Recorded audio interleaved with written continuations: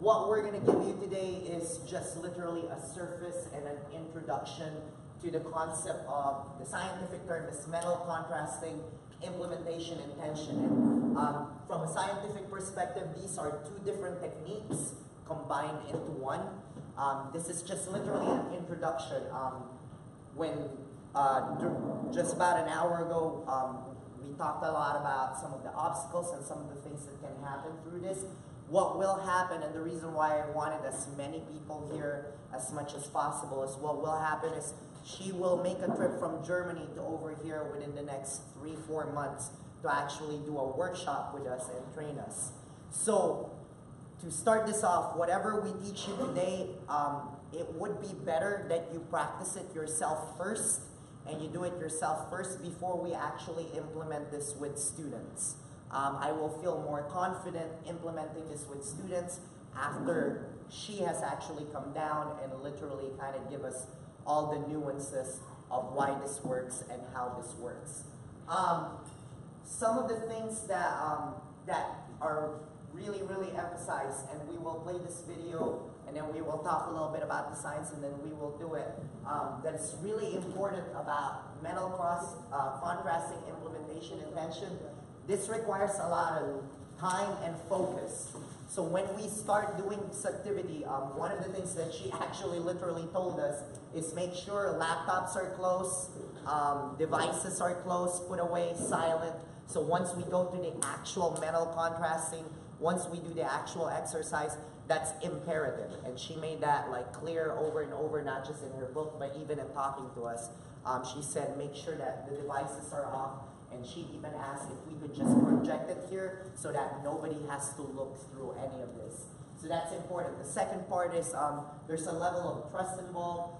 The way we're going to do the exercise today, it's going to be more trust in yourself, because I am not going to ask you what your WOOP is. But eventually, as we do this with kids, there is going to be a lot of that level that's going to happen. So without really going into too much detail, what we're going to do today, they actually designed this website a while back, but as we had further conversations, what they did just in the last 3 weeks is they redesigned the website and they made sure that, that it's already ready and friendly. This is, you can think of us as their first experiment in really utilizing the website. So after this session, what we would like for all of you to do is we have some feedback papers from Dr. Ungen that we would like for you to fill out. And please make sure you fill it out. Please make sure you really think about it, because we are going to walk through the website today the same way that she walked us through. And she doesn't want just positive feedback. We've been practicing positive and negative feedback because your feedback will shape what this looks like. So I want to be very, very clear. Whatever happens here right now, whatever happens in the next year with our work with her is going to shape her work even further. So that's so I want to really emphasize that importance. So without further ado, we're going to play this video and kind of give you guys an idea of what metal contrasting is.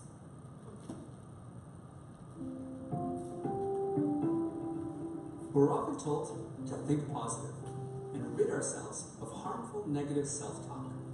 However, research has shown that positive thinking doesn't work nearly as well as we're told. The more students positively envision themselves getting a job, the fewer job offers they received. The more college students envision successfully starting a romantic relationship, the less likely they got together with their crushee. The more hip replacement surgery patients imagined themselves having a smooth recovery, the less they were able to move their new joint. And the more positive overweight people's fantasies about their success in losing weight was, the fewer pounds they lost. Over 20 years, our research has revealed that just dreaming about a positive future saps energy needed to reach the positive future, predicts low physical and mental health, and predicts diminished well-being and poor personal development. But we can perform better if we combine the pleasurable task of envisioning the desired future with additional steps, acknowledging the obstacles we need to surmount, and planning exactly how we will overcome these obstacles. As an approach to behavior modification, this conscious 4-step procedure, specifying the wish, specifying and imagining the best outcome, specifying and imagining the obstacles within ourselves, and forming a plan strengthens mental associations in our minds without our awareness, predicting measurable increases in energy and, in turn, better performance. We call this method WOOP.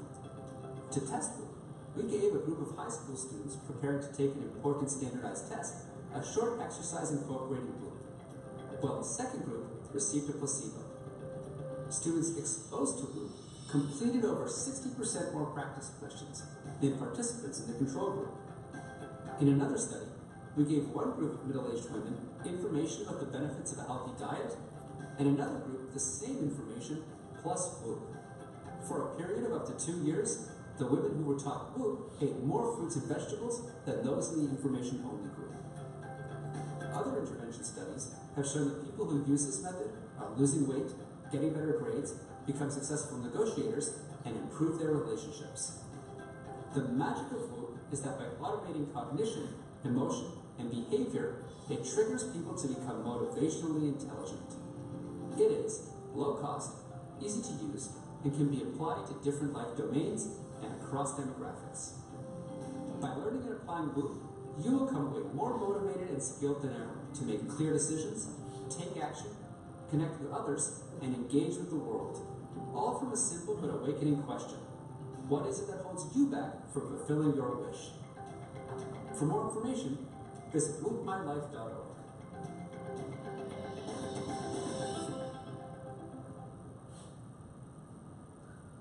All right. So that's kind of their intro video to this that explains how this works. So let me give you guys a little bit of the science on this. So how many of you, and I'm almost positive this is a rhetorical question, but how many of you have always been told or have heard, think positive? Right, that's like, and that's like the most common theme that you hear, especially, we even say it to people who have obstacles. Like, just think positive, be confident, think positive. This study, if you actually, like I said, I've had the pleasure of having a lot of conversations with her. The study behind this is actually birthed out of her own desire to prove that positive thinking works. So 25, 30 years ago when she started this study, she literally, she's from Germany, so I'll give you guys a little bit of background of Dr. Onion. She was from Germany, and you know, they have a very, very different culture, a very, very different way of thinking, and pessimism in Germany is not necessarily bad. To the Germans, pessimism is kind of a way of life. So when you ask a German, for example, how are you today? In a typical American conversation, United States conversation, if somebody at the store asks you, how are you? What do you usually say? Good. Good, and you. It's an automatic response. In Germany, you don't actually want to ask that question even if you're a stranger, because the response might be, well, I had a really terrible day and blah, blah, blah, blah, blah. And that's not socially awkward for them. Here, if you were to do that to the, I mean, try it, because I have. If you were to do that to your fries, you know, person that's literally bagging your groceries, ask you, how are you, and tell them, it's been a terrible day, they actually automatically respond with almost all the time say, I'm good too, thank you for asking. And you're like, that's not even what I said.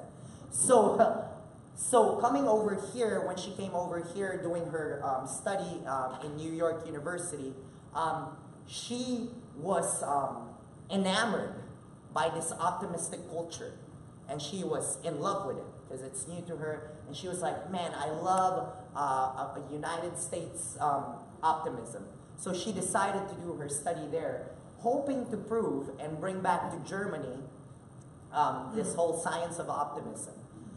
What she found was the opposite, and it disturbed her. She found that for every optimistic person she met with the goals, they often failed at achieving those goals. Her book actually expounds where it first started. It first started with losing weight. That was her first experiment. And she found that the more people thought positively about losing weight, the less likely they did something about it. And then she was like, well, maybe this is just a phenomena with weight loss. So then she went with students. And then same thing, the more positively a student thought they did in the exam, the worse they did. The more positively a student thought about how they would approach their crush, the less they did, the more they didn't do it. And then it became a trend where in almost every aspect of what they decided to study, what they realize is the more positive a person, the more a person thinks they can do something, the less they did something about it. And so what they did, just so to make this less soft science, they actually began attaching people to monitors. And they attached them to heart rate monitors, blood pressure monitors, and brain monitors to see what is actually happening. And what they found is that the more positively you think about your dream, about your vision, the more relaxed you get. So the more you think about, I can definitely do this, the more relaxed you get. The problem is the more relaxed you get, the less likely you are to act. It actually induces in you, it's basically a self-induced sleep. Like you basically kind of like, well, I know I can do it, so I'm gonna rest. And it's automatic, it's a daydream. It's a daydream state. And the problem with this is it's automatic. There is literally, it's not a process that you can just stop. It's, your blood pressure drops, your heart rate slows down, your brain activity slows down the moment you positively envision being able to do something. And that's why, if you guys ever notice, this kind of the science of daydream. You know, if you've ever been in a daydream, what happens? You get lost, right? And then often you get tired. I mean, very few people, they're finding out daydream and get energized after a daydream. Usually after a daydream, people get tired.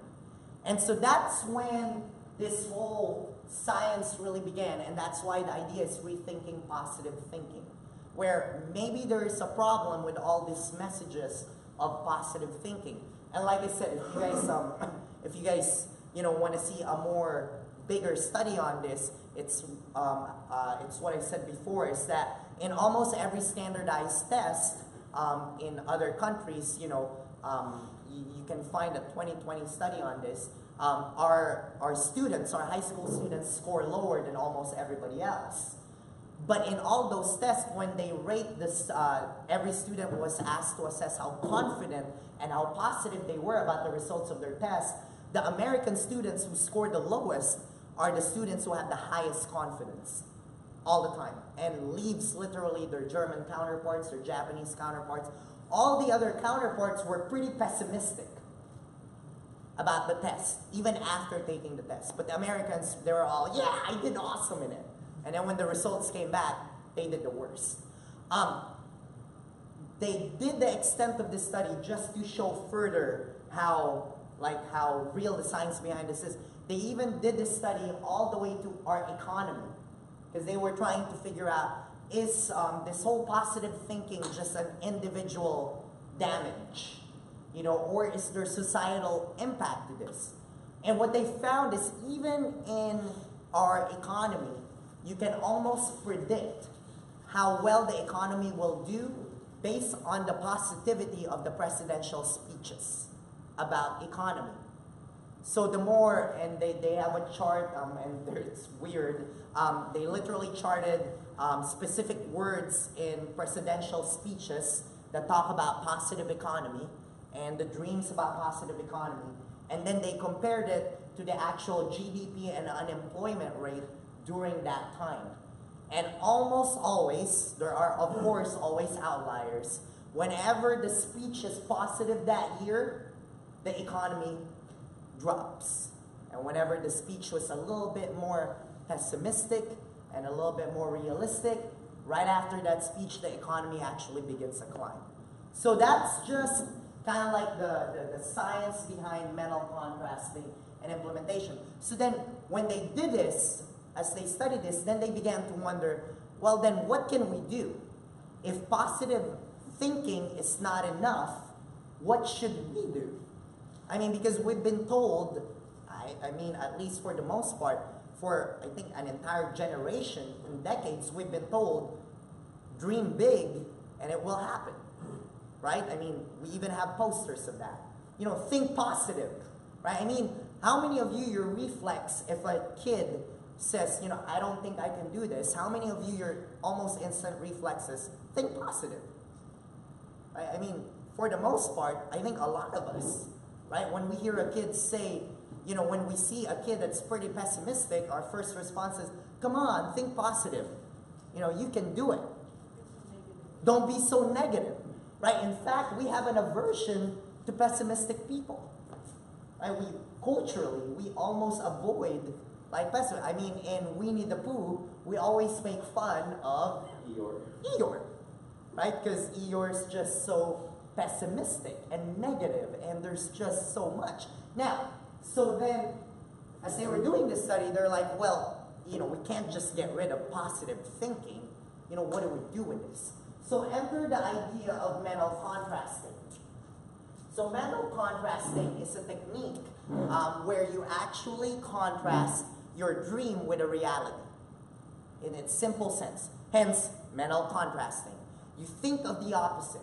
So if you think you can pass an exam, mental contrasting would be, I think I can pass an exam, and then almost immediately you think about what are the obstacles and what would happen if you didn't pass the exam.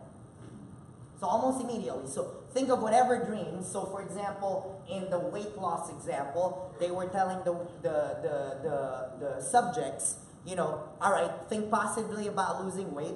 So these people began imagining, you know, what it would be like and how easy it would be, and they were thinking positive. And then immediately, within that same time frame, within a 5 to 10 minute time frame, they told them, all right, now I want you to think about the reality. And really think about all the things that could go wrong in the process of losing weight, and what is the worst possible thing that could happen. So then you get reflections like, well, I don't think I can do it because I just can't wake up in the morning to exercise. People would say, well, this is really going to be hard because I love soda and I love whatever, blah, blah, blah. And then people began to think, well, I don't know that I can lose as much weight because I've tried losing weight before and I didn't actually lose any weight. So people began to give this really deep reflections on a negative aspect of what their wish is. And they stopped it right there, and they basically kind of did, all right, let's see what happens. And then of course they had a control group who just thought positively.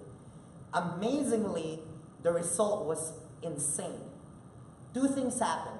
The first thing that happened is majority, there's like a 70% difference. 70% of the people that did the mental contrasting, they actually lost weight. And they actually began doing something where they lost significant amount of weight, versus this group that only about 15% of them did something. So basically 85% didn't lose any weight and didn't do any action. The second thing that happened was something they didn't expect. What happened is the people who really thought their wish was too big adjusted their wish, adjusted their goal, went from, I'm going to lose 50 pounds, to these people basically said, you know what, I'm just going to lose 10 pounds. And they adjusted their goal. And so they were like, whoa, time out. Mental contrasting doesn't just help you achieve your goal, it actually helps you set realistic goals. So they did this experiment over and over again, and finally, it got to the point where people were actually quitting, and that's why I asked that question. People were actually quitting on their wishes that were unrealistic. And they were like, you know what, after doing mental contrasting, I can't do this. And so those people didn't even bother putting effort in those, and they pursued something else. Now, you may think, well, isn't that a bad thing? No, actually, that's a good thing, right? Because it goes back to what I always, what I've been telling people, you know, you don't want to keep telling a kid you're going to be an NFL player or an NBA player. You know, if you have a kid who wants to be in the NFL and they've never played football until their high school year, what's the statistical likelihood that they can become that? Really, really low, right? And so instead of telling them think positive and you can do it, actually have them do the mental contrasting exercise, and they will realize on their own, maybe I should pursue something else. And that might actually be better for them than putting all putting all their hopes into an action that is realistically not possible. Right? And so what they found is by doing mental contrasting, it allowed people to reassess their wish and make it more realistic or quit on the unrealistic wish. So then, on the flip end of this, we go to implementation intention. And I'm just giving you guys the science, and then we're going to go through the actual exercise. Implementation intention was Dr. Oettingen's husband's study. In his study, he was trying to look at the science of motivation. And basically, he was trying to figure out what will cause people to go from A to B. And some people stay in A. And so what the implementation intention became is a way to actually solve an obstacle. So what they found is that when people did the mental contrasting, they didn't necessarily get equipped with a solution for their obstacle. They just got equipped with the reality. So they knew the truth and they knew the reality, and that causes, and this is something really important, it's a mental switch that happens. So in other words, it's a process that you don't need to do anything about. It just automatically happens in your brain. So because they know the reality, there's a mental switch now that forces them to act. However, those actions may not always be efficient. So in comes implementation intention. What they did is they began to teach these people a cognition process, an if-then statement. So let's teach people if-then. If this happens, then I will do this. So they redid the same experiments with mental contrasting, but this time they did 3 groups. They did a placebo group, positive thinking. They did a group that only did mental contrasting, and they did a group that did mental contrasting and implementation intention. Okay, and then we'll explain why it's called WOOP instead of MCII. Well, it's really simple. MCII just didn't sound good. so they came up with WOOP instead of MCII. So they did those 3 things, and what they found is obviously the placebo, the positive thinking, negative results. Again, proven over and over. The more positive you think about a goal, the less likely you'll achieve it and do something about it. The mental contrasting group had the same results that they were expecting. People quit early, or people actually did what they could do and they did something about it. The mental contrasting implementation group, the MCII group, had a higher rate of success on the people that actually did their goals, and people didn't quit as early and actually had a better plan instead of just quitting. So the rate of quitting wasn't as high. There were still people that quit because of the mental contrasting processes, but what happened is when they redid their wish, they actually still pursued that renewed wish. So then they tried that experiment in children. They tried this experiment in as early as, I didn't realize it was as early as 2nd grade kids. Because in the book, he just says they tried it with students. But they tried this experiment even with 2nd graders. And they began to try this experiment even with people who have trauma. What they found is that pretty much what mental contrasting implementation intention does is it changes habits. So this is most effective when you want to change a habit or form a new habit. So this became the mechanism by which they realized if a person wants new habits, this is what they need to do. Now, the beauty of this is, for those of you that have been at higher ground, WOOP is not that much different than motivational interviewing or coaching. If you really get a deep dive into this, it is so similar to motivational interviewing. And the reason behind that is motivational interviewing is implementation intention is the science behind, bless you, is the science behind motivational interviewing. So what you're doing when you're doing motivational interviewing is implementation intention. So the only thing that motivational interviewing is missing is the mental contrasting piece. But if you think about it, the mental contrasting piece in motivational interviewing happens when you do the Colombo effect. You guys remember that part of those of you that did the training with me? That's basically mental contrasting.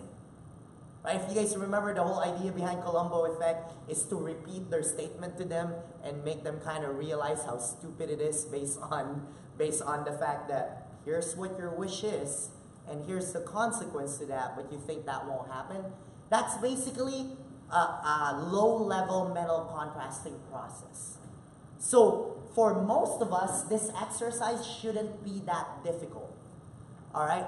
But the part that makes it a little bit more complex is the fact that this is one process. It is just one process. It has the same pitfalls. Once you do this with others, so we're going to start with doing it ourselves first.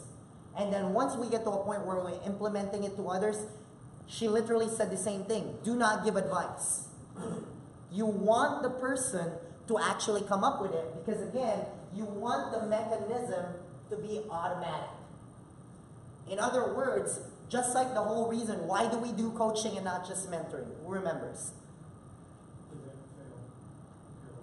Because we want them to actually do it themselves, fail and learn, right? And what else? Why else do we do coaching and not just mentoring? We want them to come up with solutions for themselves. Why? Why is that so important? They have more buy-in. So it's literally the same idea. You don't want to give them the advice because you want them to come up with their own solution, with their own obstacle, with their own outcome. Alright, so as explained in there, and we'll kind of go there. So that's just, I wanted to give you guys a little bit of the science of WOOP and how this works and what it is. And so now we're going to go through some of the things that we went through with Dr. Larkin on this place. So here it is again, a little bit of the studies. If you guys go to the website, a lot of the studies that I mentioned, you can literally find the articles. And so now we'll do this one.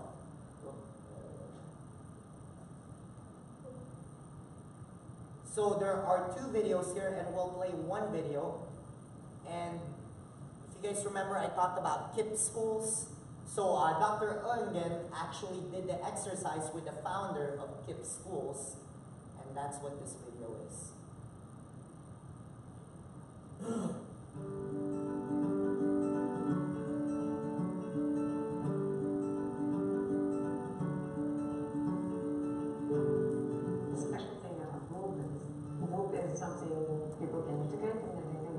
You identify a wish, you identify the best outcome of fulfilling that wish, you identify the obstacle, and then you make an if-then plan. So the acronym is wish, outcome, obstacle, and plan. So it's WOOP.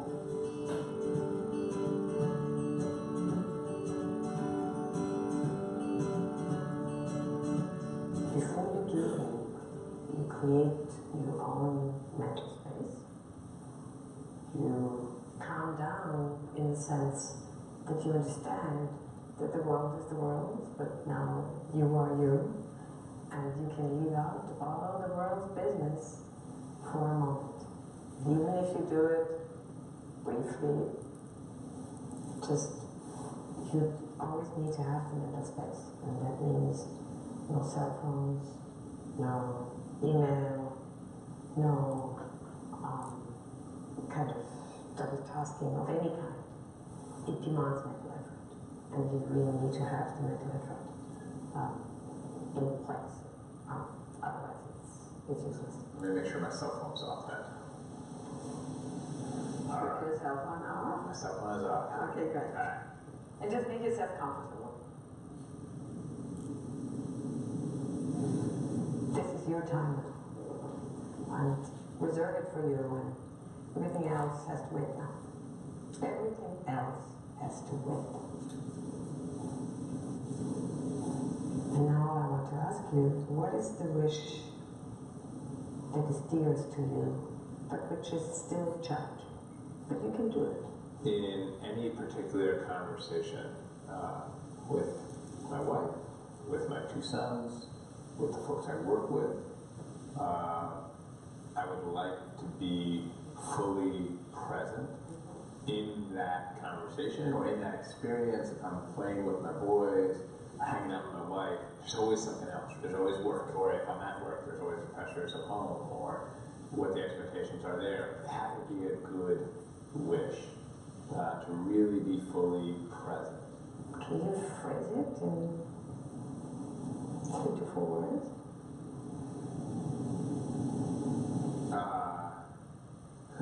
Okay, well, the 3 words would be present always.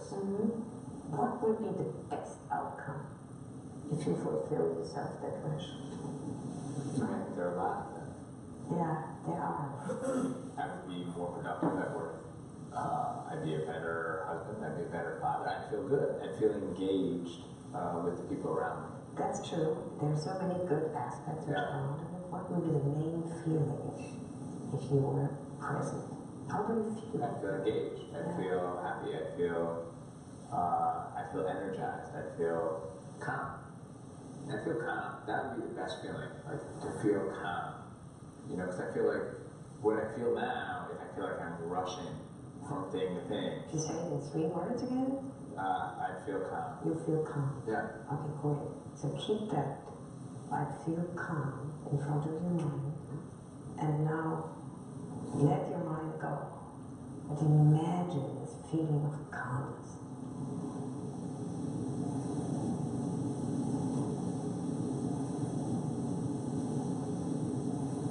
Now let me ask you, what holds you back from fulfilling your wish?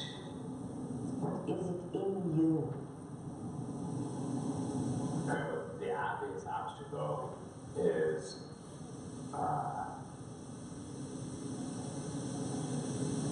I'm busy.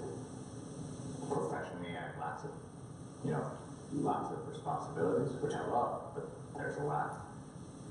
So there's a wife, there's all the work stuff, there's 2 boys, 3 brothers and sisters, my parents. But what is it in you that keeps you from fulfilling your wish? Knowing that, worrying about all these things doesn't help. So what is it in you that keeps you from fulfilling that wish? And you said it in a way. So it's a combination. Sometimes I'm worried or anxious about the stuff I'm not doing, or sometimes I'm just worried and anxious about the stuff I am doing, but I'm not doing it well enough because I'm not able to be as present as I'd like to be. So it's worry and anxiety about what? I mean, I guess it's worry, anxiety about not doing any of this stuff well enough. So it's either worry about all the stuff I gotta do, quantity, or worry about not doing the stuff I am doing well enough. Call that quality. Well, if you want to combine the quantity and the quality, it's worry about. I mean, it would seem cliche to say like that would feel like not good enough. Yeah, Right? it's not good enough. It's worry about not good enough. Now, close your eyes and let your mind go. And just focus on experiencing these words.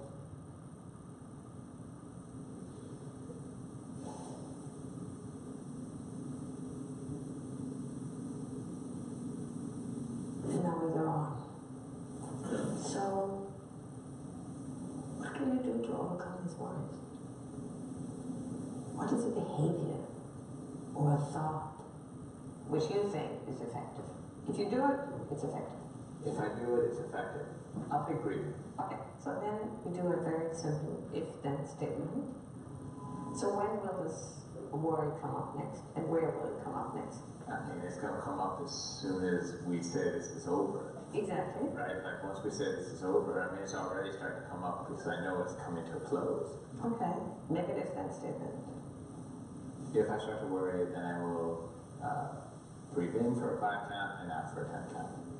combine it with, then I will tell myself. Tell myself, what's the worst that can happen? Wish. Wish. Outcome. Outcome. Obstacle. Plan.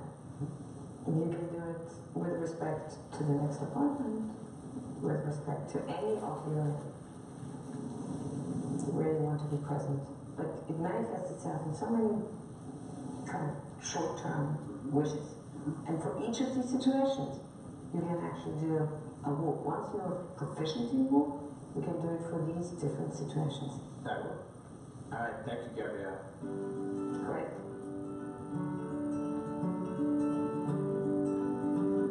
So, we will take a break after this, but one of the most important things, and this is really emphasized, she emphasized this in our conversation today, and she emphasizes this in her book, she emphasized this when I was talking to her.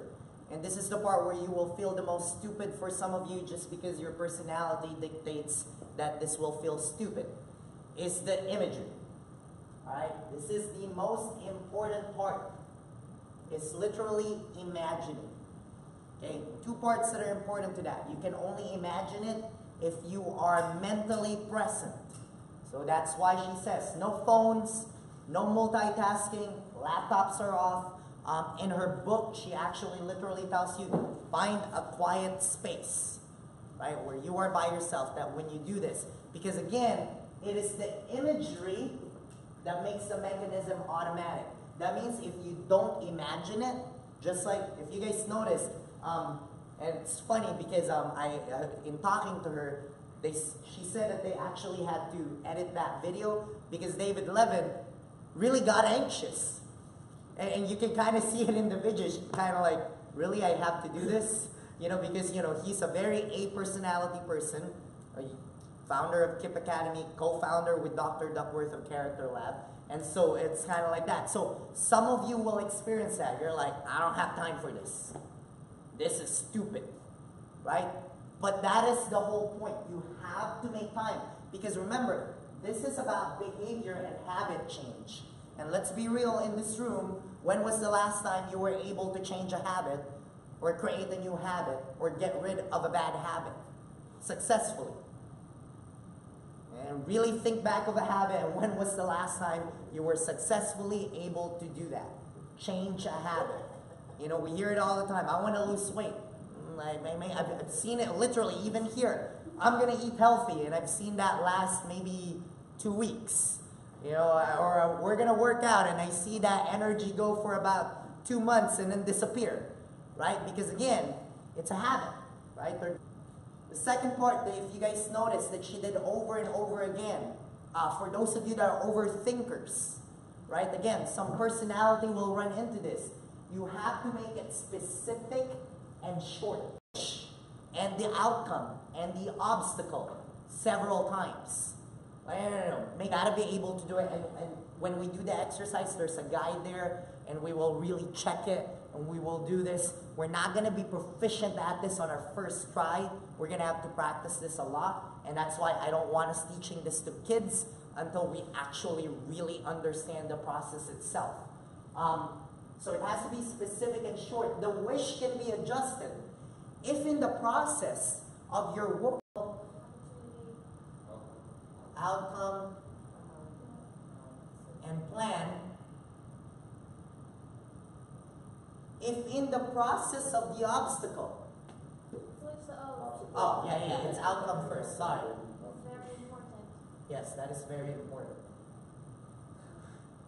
Because you want to imagine the outcome first. And there's a science behind that too. Yeah.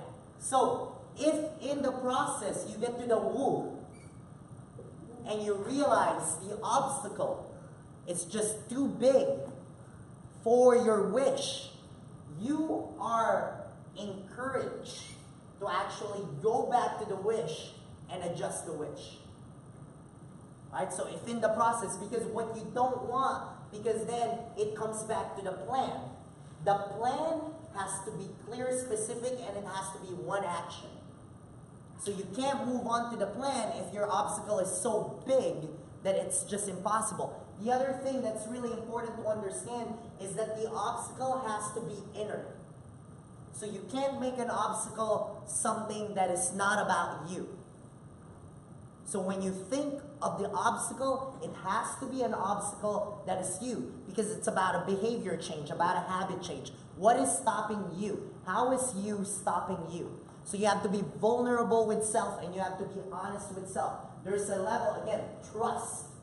If you are doing this to another student, they have to trust you, because they have to be super vulnerable. When you are doing it to yourself, you have to trust that you're not lying. Again, this goes back to personality. Some of us are going to rush through this because that's just our personality, and we're going to lie about our obstacle. Can't do that. And the book was very specific. The obstacle, you have to really think about it. That's why she wants 10 to 15 minutes of a quiet time, no distraction. And as Americans, it's hard for us to not even have our laptops, not even have the phone on vibrate. She literally says either put it on silent or turn it off, right? Because again, it is very, very, very important. Again, the secret to making this automatic is imagery. It's your capacity to make the mental images in your mind. If you guys remember, I'll go to you. If you guys remember in skill development, right, for those of you who've been in my training about deliberate practice, one of the most important parts in skill development is creating mental maps, right? So the more mental maps you can create, the better you get at that skill. That's why in martial arts, you know, the more mental map you can create about looking at your watch, like in judo, for example, the pull is looking at your watch, or in jiu-jitsu, we have certain images that we give, because the more you can make mental images, the more automatic. So it's the same thing here. And then the plan, finally, it can't be elaborate. The plan literally has to be something you can implement right then and there. All right, so understand all those things. With the obstacle, the key thing to understand too is that you might consider that the obstacle has something to do with environment, but again, this is a habit change. So the environment, most of the time we can't change our environment, but we can change our perspective or our response to the environment. So that's why it has to be something that is intrinsic or internal. Yes, the issue might be with the environment, but internally it would be more our response to the environment. So if you notice, to that point, with David Kipp, his original, Dave Levin, his original kind of like obstacle was, well, I'm a busy guy. You know, there's work and everything. And so Dr. Ungen really, literally kind of like, well, you know, but let's think about you. Until he came up with a conclusion that the obstacle is he's worried about not being good enough. Right? So that's how deep it has to go. You literally, that's why I said there's vulnerability in this exercise, where you're gonna have to say what is the real intrinsic obstacle. Like, why are you really not doing this? And so again, there's that level. The other part is, and thank you for pointing that out, you can't switch out the steps. Because again, back to this, it's the imagery that makes the mechanism automatic. You're tricking your brain. This is literally the science of Jedi mind trick. All right, there's no other way. You're tricking your brain. Start with a wish, then really imagine the best possible outcome and not be distracted by the obstacle. Even if you already know what the obstacle is, you cannot. And if you notice, again, it's all about simple. You want one specific, to limit it to one. And you have to pick the best. And it has to be meaningful. Like reading the book, you realize it has to be almost a selfish, like, my outcome. You do this, it sounds ridiculously simple, but scientifically, again, it works. But again, there are conditions. Time, you have to have the luxury of time. It's a slow process. You can't rush the process. It has to be quiet, no distractions. Devices are put away. All right, and that's, my wife was actually listening to a podcast this morning about how devices and social media and laptops and all of this, despite how well they work for business, they are now becoming the #1 problem in businesses. Devices, because now people can no longer literally operate, and people have the excuse of, oh, I can multitask. But science has proven that's a lie. You know, most people really cannot multitask. Yeah, the podcast is from a device, right? But that the reality of it is, despite the fact that we say we can multitask, we're really cutting a lot of our brain energy by trying to do that, because we really can't multitask. So again, this whole idea, devices put away, and this whole trust, we have to do that for this to work. All right? So think of this for now. We're going to use this as a self-coaching tool. We're not going to use this as a coaching tool to the students yet, because again, I want us to, because there's a lot of nuances. There's a lot of ways this can go wrong. There really is. So before we go on break, questions? Comments? So I know personality has a lot to do with it, so I should be sure that that sounds crazy to me to do that. Like, I don't even want to do that. So are we going to get training on how to do it to kids that, you know, motivational interviews and stuff like that? But what if we don't believe in that? Yeah, no, and You know what I'm saying? Like, what if it's like, I'm a private person, I'm not going to sit with somebody and tell them what I'm thinking or what I'm struggling with, and then be positive and think of the positive. Like, what if you're not used to all that stuff, and then which is a valid point, and it's a valid concern. That's why we are doing the exercise, and one of the things encouraged in the book is to do this exercise to yourself and not to somebody else yet. And that's why when you do this with a student, that's why I don't want us doing this quite yet with a student, there really has to be a lot of interpersonal relationship and trust, which is why she's so happy to work with us, because the way we form our relationships with the after-school program, she believes we have the perfect capability to really do this from an organizational standpoint. But yeah, I'll be good at doing it with the kids, but don't do it. Well, and I know that sounds. Yeah, and she points that out, and she says that that's not the way this is going to work. You have to actually do this yourself first before you can do it to somebody else, because literally the mechanism, and again, it goes back to habit change. It literally goes back to habit change. So the mechanisms by which this works, you have to actually see it work for yourself before you can literally be able to guide somebody else, because like I said, there are a ton of nuances. And even just the idea of, like me, that's why I said, I already kind of, because I've been through this experience several times now, whoop, when you get better at it, it becomes automatic. When you're stressed, you whoop. When you're not stressed and you're relaxed, you whoop. It becomes an automatic function eventually. But I also recognize from the beginning, I'm like, well, this is stupid.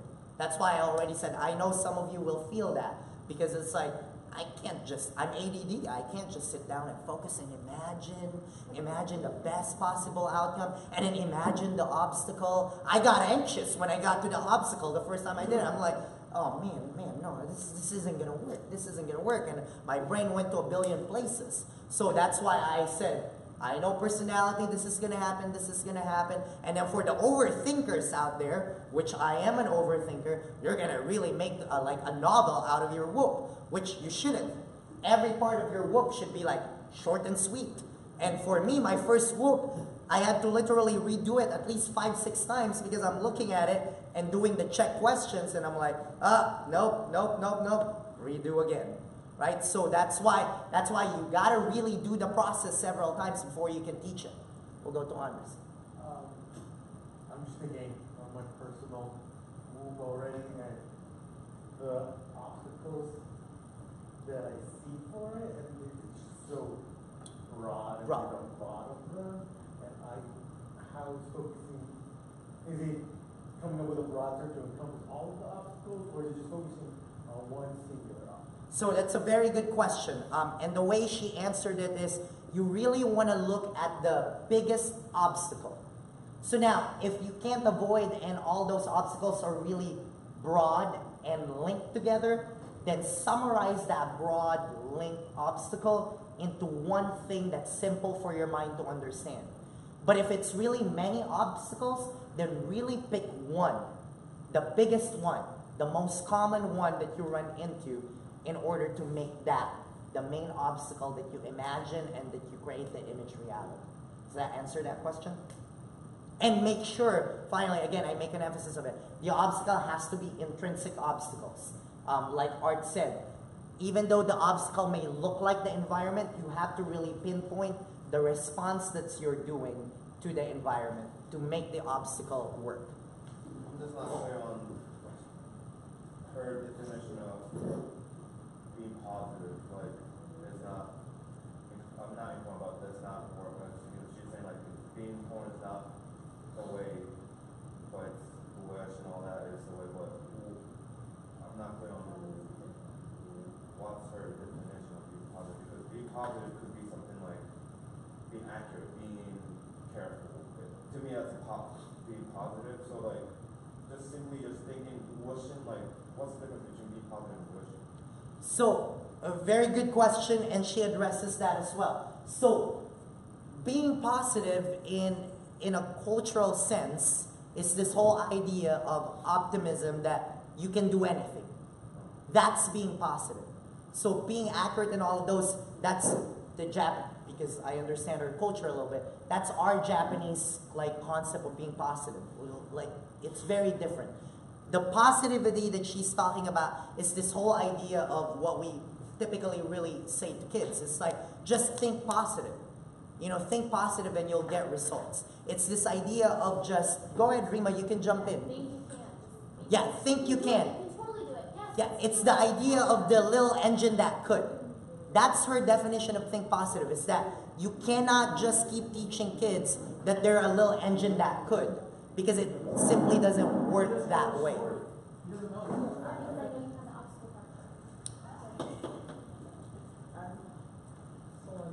How is that different? Mental imaging and thinking positive. It seems to be the same thing. Back in the day, the study was change your thinking and you change your life. It's like from the down. All of that is just played into this. So I don't get, is it a combination of thinking positive and mental imaging? So, yes. So again, that's why the mental contrasting is the first part that I explained. So, typically, in our thinking positive culture, we stop at the thinking positive. So we think positive, and that's about it.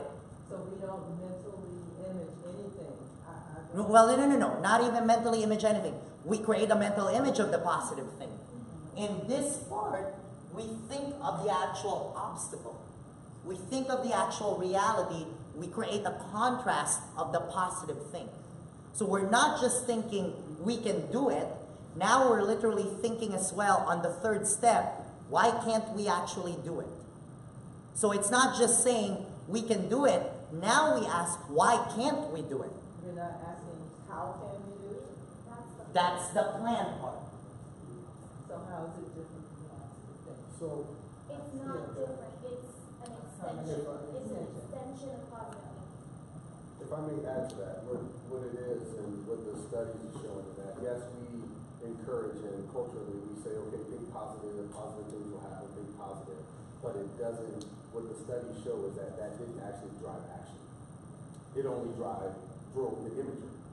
So everybody's thinking positive, but they didn't do anything about it. But aren't there some studies that would contradict that thinking positive did drive some positive outcomes? There are studies that we've seen that people say when you think positive, better things will happen. But there are other factors that contributed to that. So are we talking about these factors? So we're weeding through all the factors, because just as much study with what they actually found, and not with this, but just as much study as we found with motivational speaking and the motivational talks and all that, they actually balanced out. It wasn't just every time you thought positively something happened. They found, well, just as many people thought positively, but nothing happened. That's where, and I don't know for sure, but I believe that's where this study would have come from, because they found studies that just as many people had positive outcomes, just as many people had no outcomes. So then you can't actually validate and say that positive thinking alone is the cause or the drive for action. So it is. There's going to be some different things that we all have that might shift some of this. Like Barbie said, I'll tell you that now. And that's because we're human beings. So, but the numbers show that you have more outcomes this way than just thinking positive. Because say that from, I take my faith. Spiritually speaking, just the thought doesn't do anything. The words have to come behind it. So, you understand what I'm saying? So, Action. that's an action. It's an action. So this drives the action. So it goes past from just thinking about it to now what are the mechanisms that drive the action? Because for most people, now, and this is something that she also emphasized, some people have the internal without being taught this. The reason why positive thinking works for them is because without being taught this, they already have this capacity to do mental contrasting and implementation intention. But majority of people don't. That's why, like Art said, in a lot of the studies about positive thinking, yeah, there were a bunch of people that it had results on, but equally amount of people that it had no results on. And so what they realized, well, what's the difference between the two groups? And that's when, okay, let's really study the bunch of people that had action on it and what actually are the processes that they went through. And so that's exactly what this whole thing is. Because otherwise, again, positive thinking stays just that. It's a positive thought. And that's why I said they did the heart rate monitors and the blood pressure, and they found that oftentimes positive thinking actually relaxes you into a state of inaction. A way to kind of think about it in terms of coaching and motivational interviewing is when you're starting to name the behavior for the kid or naming the obstacle that's in there or naming their challenge and saying, okay, well, these are all the things that are stacked up against you. Oh, you, like Jansen always says for Kenji, you want to be good at jiu-jitsu, well, you have asthma, so it's going to take you longer, it's going to be harder for you to do it, so they actually make a plan.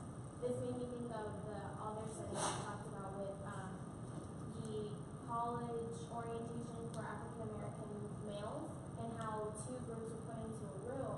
Let me interject something. So, your son has asthma. Mhm. You point that out as an obstacle. Mhm. And that's going to be hard for him to accomplish whatever.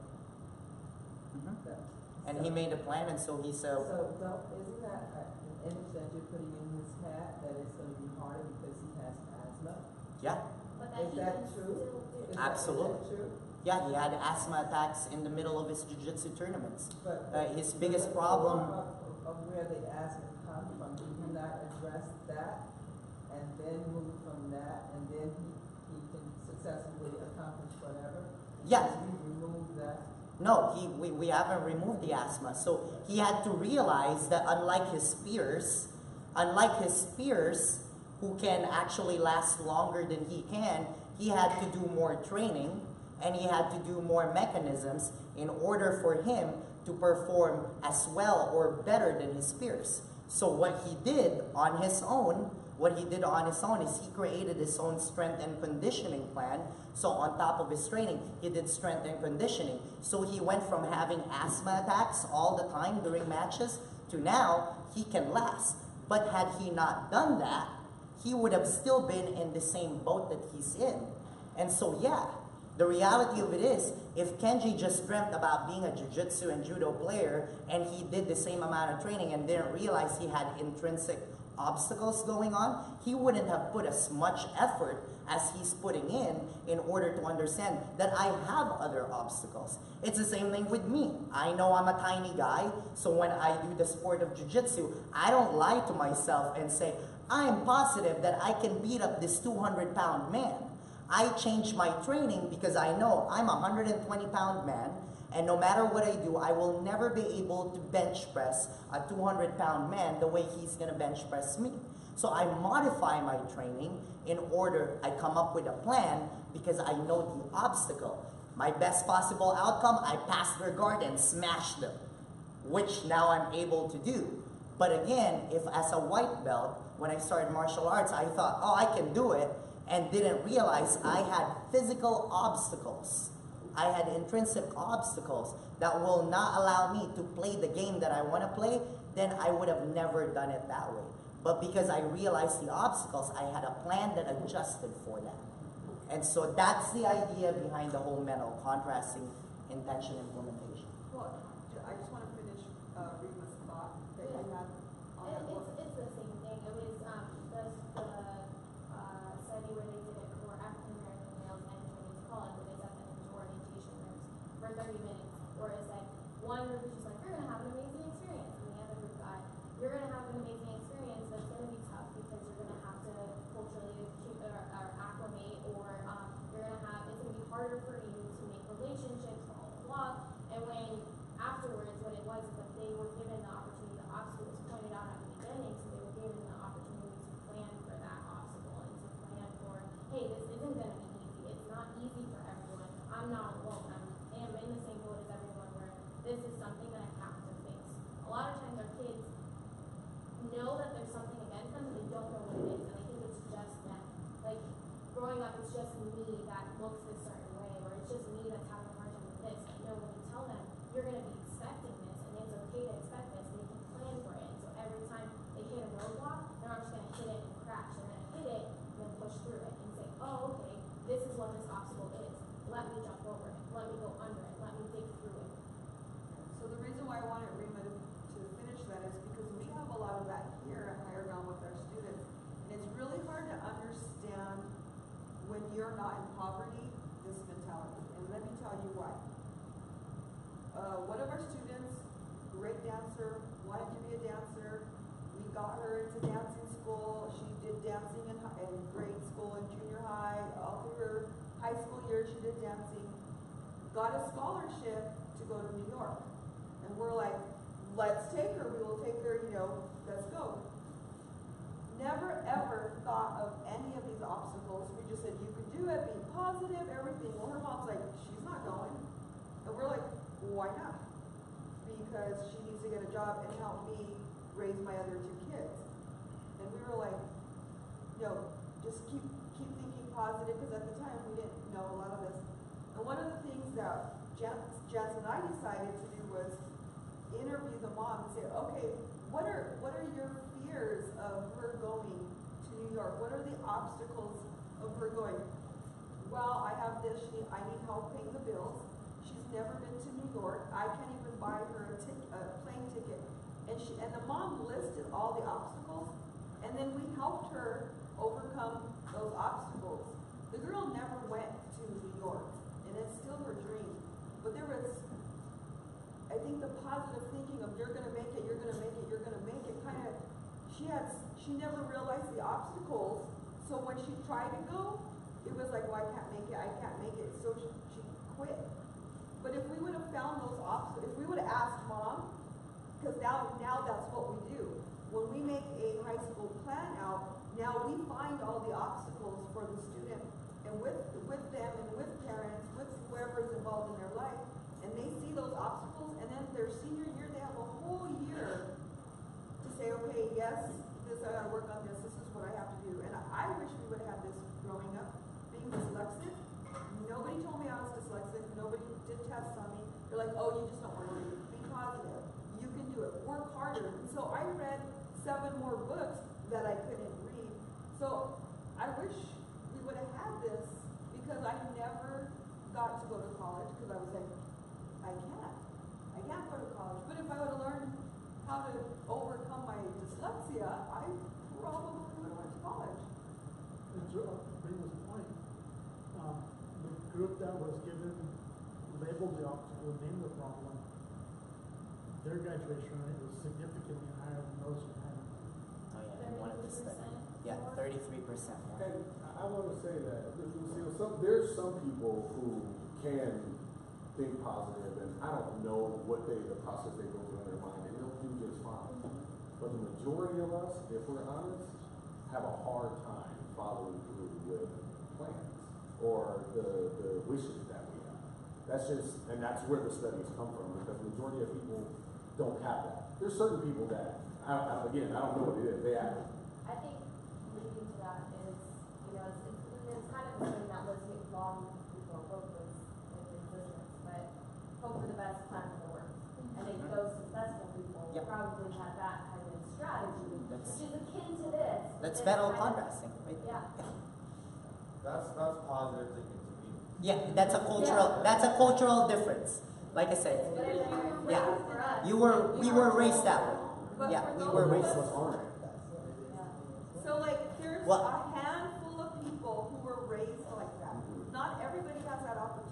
Not every parent raising a child knows to give them that positive thinking mechanism. You're not. That to me that shows the insecurity of your ability, like just like, oh, I can do this, I can do this, like that. We're not allowed to, but in Japan, when you do that, people don't believe you. It's just like, well, what does it work? How, like, you're not showing anything, just saying it, same positive thing, like, or like, being too confident is a form of showing the insecurity of, like, It's looked down in our culture. But like I said, that's a cultural difference. Our definition of be positive as Japanese is exactly what Heather said. And that's how I was Here's raised. a positive result. Yeah, hope for the best, but plan and make the effort for the worst. I mean, that's how we were taught. But for the most part, that's not optimism here. Optimism here is just hope for the best, period. Hope for the best, hope for the best. Si se puede is an example, the biggest example here in the Hispanic culture. You can do it, but they never taught us the steps to do it. Yeah. They never taught us the thinking process of doing it. It was just like, you see him, you see how he did it, you can do it too. If he can do it, so can you. Yeah. We're being so lazy, you're so lazy. And that was our positive upbringing. You're lazy, if he can do it, so can you. And if your brother did it, why can't you? And you're like, well, I don't want to be what my sister is, you know? But you were never taught. Poor people, think it through. Like, why do you hate it? Well, okay, what are the obstacles? You know, that just didn't happen in a Hispanic home. I'm going to be totally honest. It was, you're lazy. You just don't want to do it. Either you can do it and think positive, or you're lazy and you have no motivation. I mean, that's the typical conclusion. And I had a few more hands raised. So go ahead, Art, say what you want. And no, I was saying, I think that's what we just brought out is, well, it probably has to do with agency skills. It's what you have access to, because you said that's how you see positive thinking. So but a lot of people don't. And it's odd, and I do counseling for a number of different folks, and honestly, that's not how people think. Because motivational speakers in general they don't get that. Just think positive. Just think it. Just think positive. And Or like you have a little make it better in the morning. That's like a step further. So if this is what your thinking positive looks like, then great, go with it. You don't need to change what you're doing. If this isn't what your thinking positive looks like, think about it. Start to make the changes. That's all I'm saying. but some people have that perspective, that's good. Maybe that's what determines who can just think positive and be good. Yeah. Can I borrow your book? Yeah, absolutely. I just want to speak to my own personal experience, and how I was raised was very much just think positive, don't think negatives. And I grew up with this concept of life should be fair, and when I faced those realities that life isn't fair, I shut down, I was angry, I not want to participate within the realm of that activity or this world, because I grew up with this imagery that life should be fair, and don't think about what is different between all of us. Let's live in harmony and peace. And so, and I still kind of think that way. I still am super positive. But yeah, this is something I'm learning, and this is not something I'm Yeah. And that's just a personal. Yeah. For a lot of people, and a lot of people share that viewpoint. This is something not natural for you. For some people, like when I first read this, I'm like, oh, this is like a Japanese way of thinking. And I'm like, okay. But for some people, it's like, oh, this is weird. This is why her book isn't as popular as Rick, too. Because it's counterculture. Yeah, it's a different. Other questions before we take a break? So just really fast, because like I said, this is foreign to me. I don't like to do my feelings and stuff like that. But because this is something we're seeing at higher ground that a lot of the kids don't have, you as our CEO want us to implement this after we get trained and stuff. This is something I think it goes back to one of our trainings last year was, you do whatever you need to do at home, however you do it, but at higher ground, Oh yeah. this is what we will be doing with the students, because they don't Eventually, have, this is what we will do. Like I said, the good thing is for most of us that have been working here, this is not a new process. Coaching is literally, we talked about coaching, we trained about coaching. This is no different than coaching, except now it's a little bit more specific. There's a lot more steps. And then because we already know motivational interviewing, the implementation intention part is gonna be easy. But like I said, because, you know, as a whole, the way we're gonna do this eventually, as a whole, this is new to us, but this is eventually, once she comes down and does the training, yeah, even eventually we want to shift to this kind of coaching, even with de-escalation. So that's definitely, yeah, to that point, that this is definitely a direct, I mean, that's why we're investing a lot of time doing this training, and she's even coming down from Germany to do this.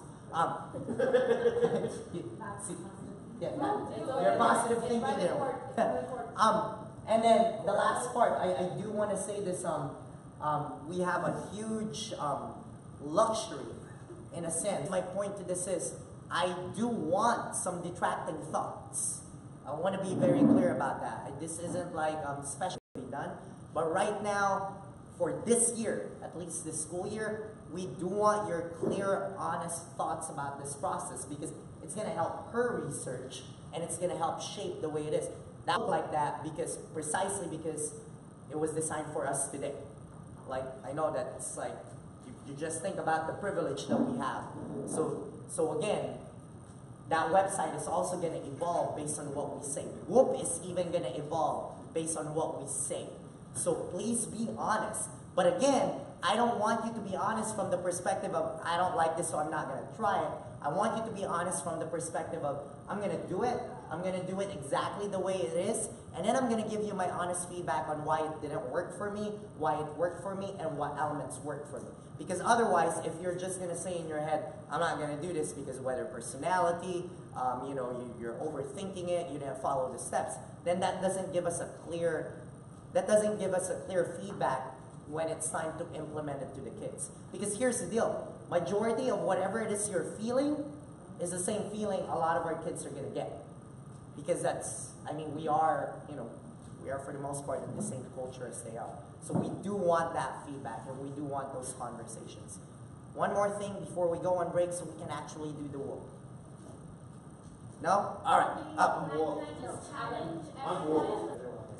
do we frame this for kids that are really like super ADD?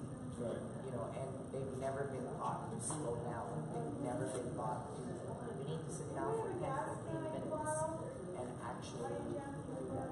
So again, how do you frame it? You know, because they're going to be like, when you talk to her about it,